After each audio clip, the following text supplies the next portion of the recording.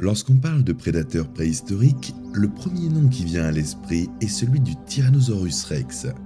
La culture populaire en a fait un symbole de la puissance et de la férocité des dinosaures. Films, documentaires et jouets ont consolidé son image de roi des dinosaures. Cependant, la paléontologie révèle un panorama bien plus diversifié où d'autres géants étaient tout aussi redoutables. L'un d'entre eux est le Carcharodontosaurus, un prédateur colossal qui vivait en Afrique il y a environ 100 millions d'années et qui rivalisait avec le T-Rex en taille et en mortalité. Likez et abonnez-vous pour découvrir les secrets des dinosaures les plus redoutables. C'est parti! Ce qui est surprenant, c'est que, malgré sa taille, ses énormes dents dentelées et son rôle de prédateur au sommet de la pyramide, ce dinosaure est pratiquement inconnu du grand public. Son nom apparaît rarement en dehors des cercles scientifiques et dans les musées et les médias, il occupe une place secondaire. Non pas qu'il ait été moins impressionnant, mais plutôt que son histoire scientifique ait été marquée par des découvertes fragmentaires, des pertes tragiques et une place de choix occultée par d'autres prédateurs plus médiatiques.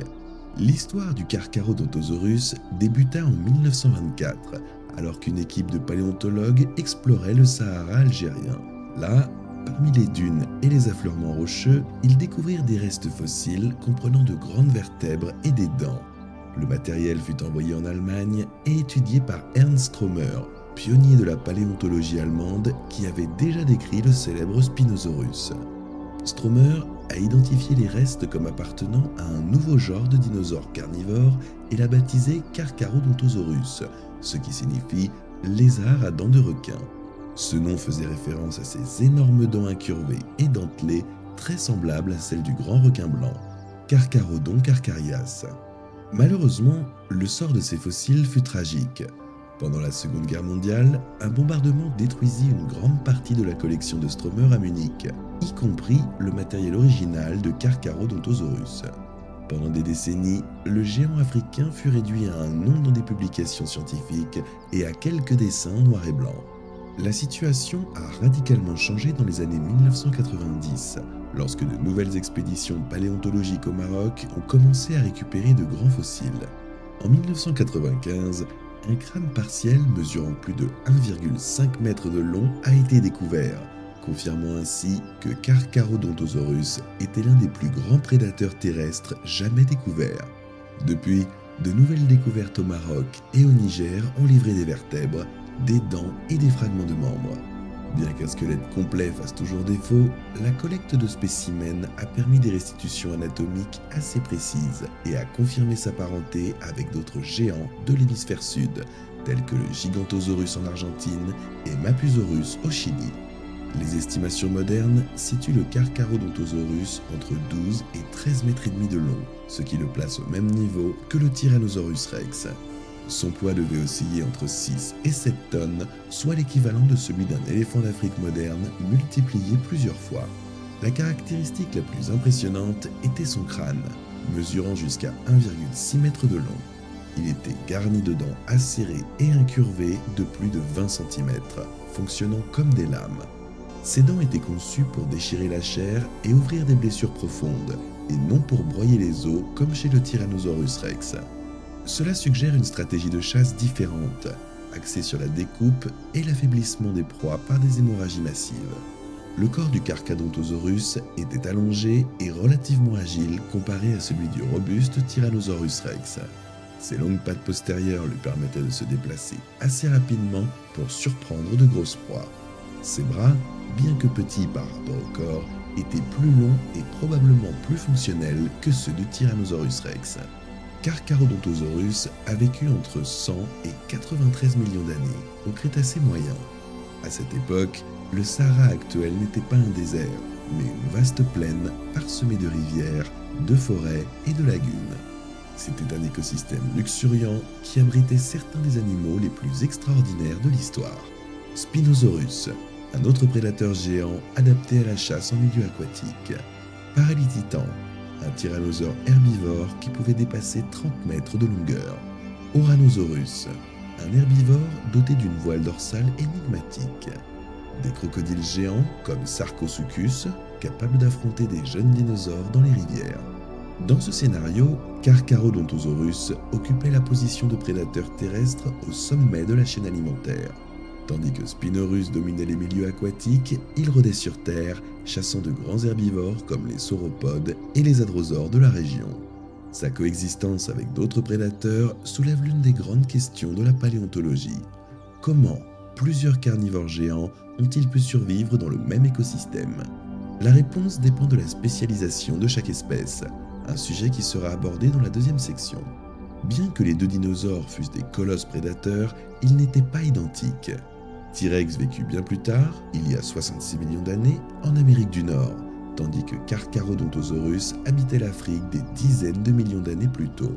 T-Rex était plus robuste, avec une morsure capable de broyer les os, tandis que Carcharodontosaurus était adapté pour trancher la chair avec ses dents en forme de lame. Ces différences reflètent non seulement des anatomies distinctes, mais aussi des écosystèmes et des stratégies de chasse divergents. La comparaison complète, avec ces nuances, sera réservée à la deuxième partie du scénario où nous explorerons comment ils affrontaient leurs proies et quel rôle ils jouaient dans leurs habitats respectifs. Bien que nous en sachions beaucoup sur la taille et la dentition du Carcharodontosaurus, une grande partie de son squelette demeure inconnue.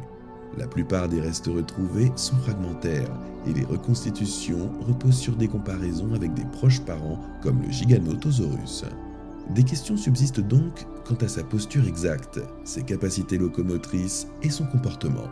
Le peu que l'on sait, cependant, suffit à le placer parmi les prédateurs les plus redoutables ayant jamais existé et, parallèlement, cela laisse place à la spéculation scientifique.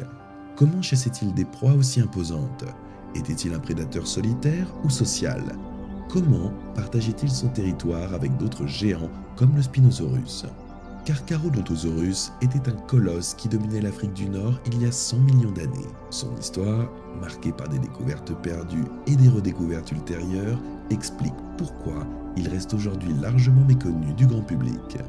On sait qu'il était énorme, que ses dents étaient des lames conçues pour déchirer la chair et qu'il partageait un écosystème avec certains des animaux les plus impressionnants de la préhistoire. Lequel de ces géants choisiriez-vous? Laissez un commentaire ci-dessous. L'un des aspects les plus controversés parmi les paléontologues est la stratégie de chasse de ce titan. Si sa taille et ses dents parlent d'elles-mêmes, il ne suffit pas de le qualifier de super prédateur. Les chercheurs cherchent des indices sur son mode de vie dans les fossiles. L'usure de ses dents, par exemple, indique qu'il déchirait non seulement la chair tendre, mais aussi des morceaux d'os, à l'instar du comportement des grands requins blancs, d'où son nom.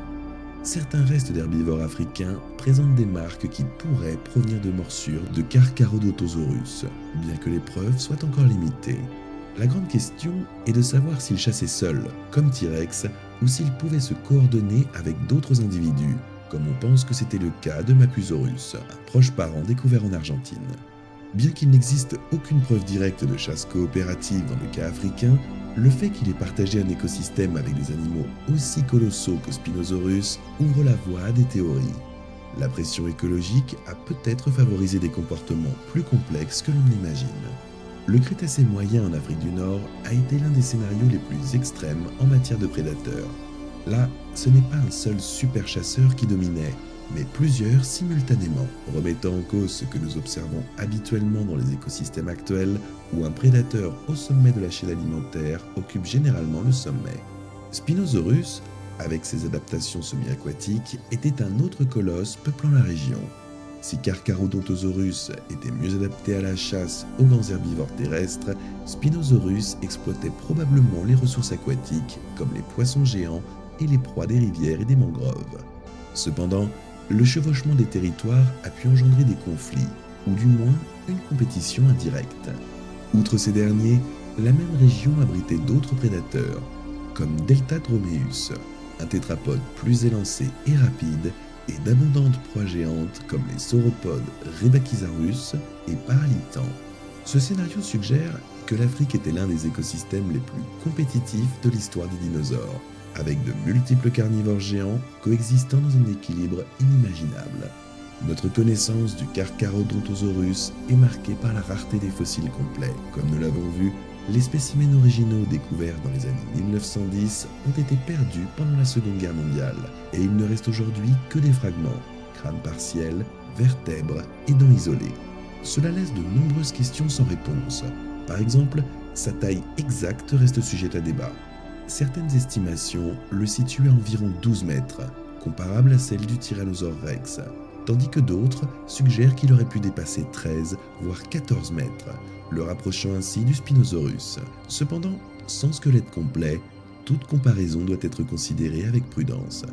Un autre point de discorde concerne sa force de morsure. T-Rex est célèbre pour sa morsure écrasante, la plus puissante de tous les animaux terrestres connus. Le Carcharodontosaurus, quant à lui, possédait un crâne plus allongé et des dents conçues pour trancher la chair comme des lames et non pour broyer les os. Cela suggère que son style d'attaque était distinctif, des morsures rapides et déchirantes plutôt qu'un coup mortel. Même des aspects comme sa vitesse et ses capacités sensorielles sont sujets à spéculation. Certains modèles biomécaniques suggèrent qu'il aurait pu se déplacer avec une relative agilité malgré sa taille, mais nous ignorons encore s'il était un coureur efficace ou s'il comptait davantage sur l'embuscade et la force brute. Il est frappant qu'un prédateur de telles proportions ne jouisse pas de la renommée de T-Rex ou de Vélociraptor. L'explication n'est pas scientifique, mais culturelle. D'une part, la perte des fossiles originaux a limité la possibilité de l'étudier et de l'exposer dans les musées pendant des décennies. Alors que d'autres dinosaures sont devenus populaires grâce à des squelettes complets exposés, Carcharodontosaurus a été relégué au rang de représentation incomplète ou de reconstitution artistique.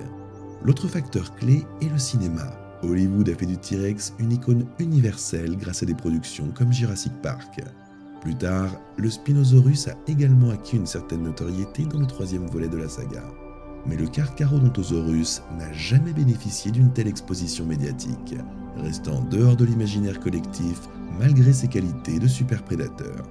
Dans les musées et les documentaires, sa présence a également été limitée, ce qui explique qu'il reste méconnu du grand public, contrairement à d'autres géants qui ont dominé les gros titres et les écrans. Malgré ces limites, les perspectives ne sont pas pessimistes. Ces dernières décennies, de nouvelles expéditions au Maroc, en Égypte et au Niger ont mis à jour des restes supplémentaires qui permettent des reconstitutions de plus en plus précises de leur apparence. Même avec des fragments, la technologie numérique a permis de créer des modèles 3D intégrant les connaissances acquises et des comparaisons anatomiques avec de proches parents. De plus, l'essor des techniques d'analyse microstructurale et de la numérisation des os et des dents ouvre la voie à une meilleure compréhension de leur régime alimentaire, de leur taux de croissance et même de leur métabolisme. Bien que nous ne disposions pas d'ADN de dinosaures, ce qui reste impossible à ce jour, les progrès de la paléobiologie nous rapprochent de plus en plus de la compréhension de ce qu'était réellement ce géant africain. Il est probable que des fossiles plus complets émergeront dans les années à venir, réécrivant une partie de son histoire. La paléontologie nous a montré à maintes reprises qu'une seule découverte peut transformer nos croyances. Et dans le cas du Carcharodontosaurus, cette pièce manquante pourrait être enfouie sous les sables du Sahara. Abonnez-vous et partagez cette vidéo pour explorer ensemble davantage de dinosaures oubliés.